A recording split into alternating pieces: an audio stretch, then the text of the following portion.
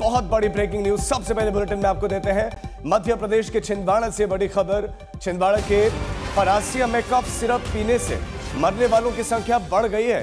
6 से बढ़कर यह संख्या अब 9 पहुंच गई है। जिन 9 बच्चों की मौत हुई है उनमें तो 5 बच्चों की कोल्ड सिरप और 1 बच्चे की नेक्स्ट्रो सिरप लेने से उनकी हिस्ट्री मिली है कि उन्होंने कफ सिरप पिया था।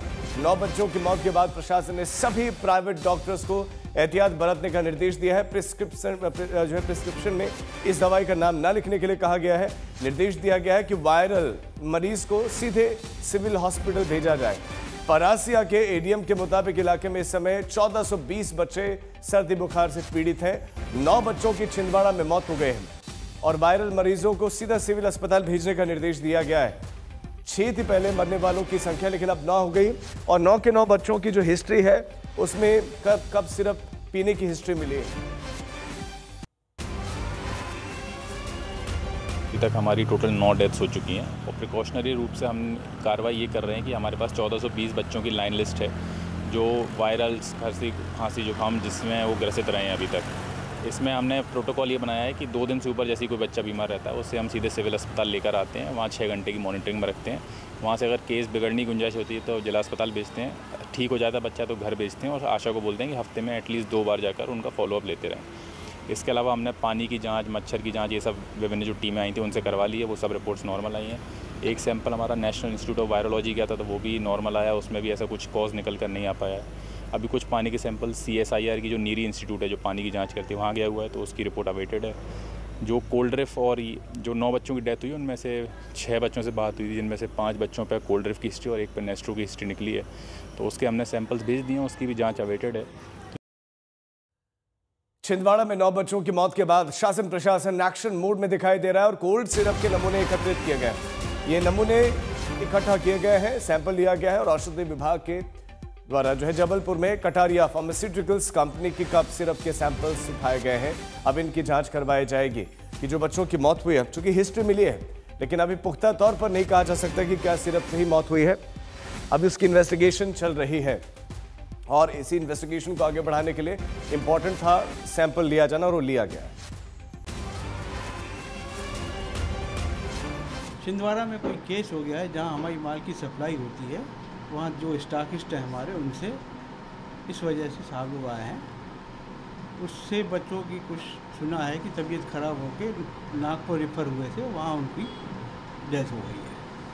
कौन सी दवाई है, किस यूज में आती है अगर आपको पता? ये सर्दी खांसी बुखार के हिसाब, कोल्ड ड्रिप सिरप, सर्दी खांसी जुकाम। रविश पाल सिंह हमारे संवाददाता इस खबर पर ज्यादा जानकारी के साथ जुड़ गए। रविश, क्या ये पुख्ता तौर पर कहा जा रहा है कि कप सिरप ही कल्प्रिट है? इन्वेस्टिगेशन जो हुई है, जो सैंपल्स लिए गए हैं, वो जांच किस ओर इशारा कर रहे हैं? देखिए, जांच रिपोर्ट अब तक आई नहीं है राजीव, इसलिए ये कह पाना कि कफ सिरप से ही मौत हुई है या थोड़ा जल्दबाजी होगी। लेकिन कफ सिरप पे संदेह क्यों है ये मैं अब आपको बताता हूँ। दरअसल बारिश के इन दिनों में आमतौर पर छोटे बच्चों में वायरल फीवर का हो जाना, सर्दी जुकाम का हो जाना बेहद सामान्य होता है और ऐसे में यह भी माना जा रहा था शुरुआती तौर पे कि शायद जो वेक्टर बोर्न डिसीज होती है यानी वर्षा जनित बीमारियां, शायद इस वजह से बच्चों में वायरल फीवर आया हो। शुरुआत में ये माना जा रहा था, लेकिन जब एक ही ब्लॉक से इतने सारी बच्चे जब एडमिट हुए एक ही सिम्टम के साथ, सिम्टम यानी लक्षण सब बच्चों में एक जैसे थे और वो लक्षण थे किडनी में संक्रमण। अब किडनी में संक्रमण का मतलब बिल्कुल साफ था कि बच्चों ने या तो कुछ ऐसा पदार्थ खाया है या पिया है जिसकी वजह से उन्हें संक्रमण हुआ है। तो एहतियातन प्रशासन ने वहां के पानी के सैंपल्स लिए, ये पता करने के लिए कि क्या वहां का पानी दूषित तो नहीं है। ये पता करने की कोशिश की कि बच्चों में वर्षा जनित बीमारियों की वजह से यानी डेंगू, चिकनगुनिया या फिर कोई दूसरा लक्षण तो नहीं है, लेकिन वो भी नहीं पाया गया।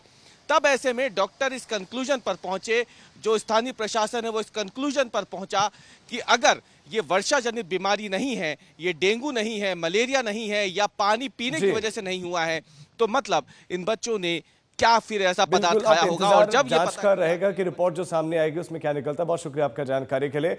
राजस्थान में भी कफ सिरप से 2 बच्चों की मौत हो चुकी है।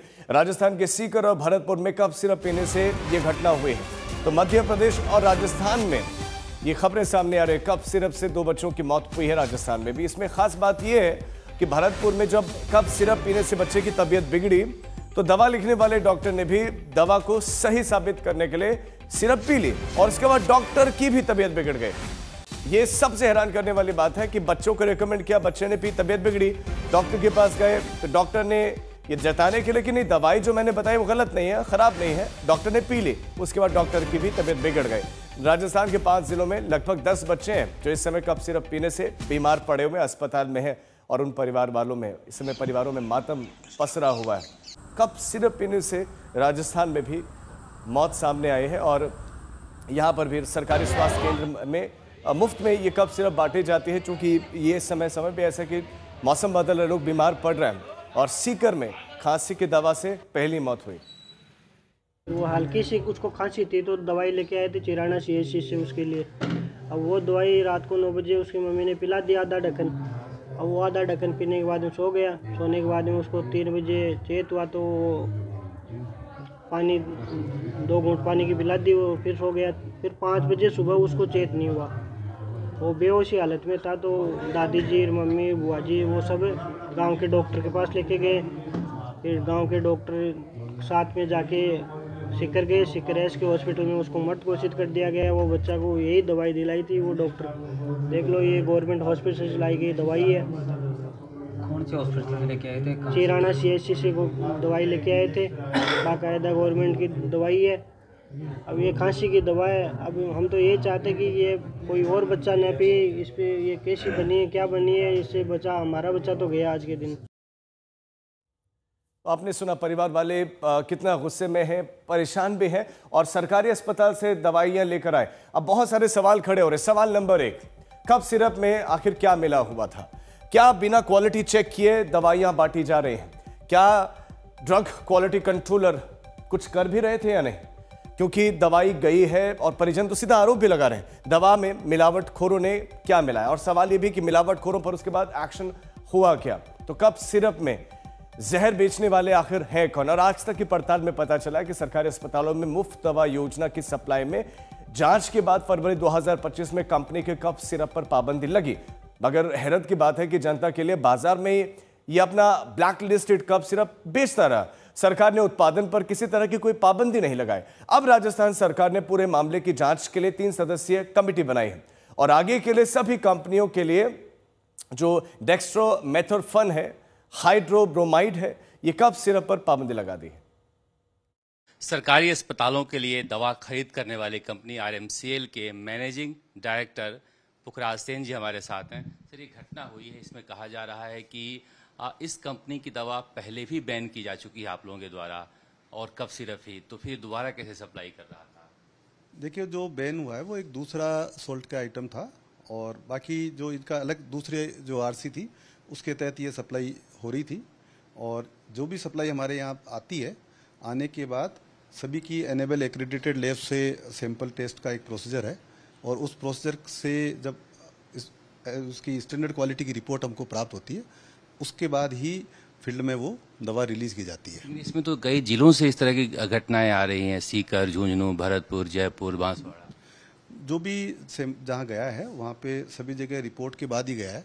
फिर भी चूंकि जब ये बात फील्ड से आई है तो उसको हमने प्रिकॉशनरी इसके जो फील्ड में जो हमारी बैचेज गए हैं उन बैचेज को आगे उपयोग के लिए रोक लगा दी है और इनके पुनः टेस्ट जो है हमने DTL में भेजे हैं। ये आप कहाँ जांच कराते हैं?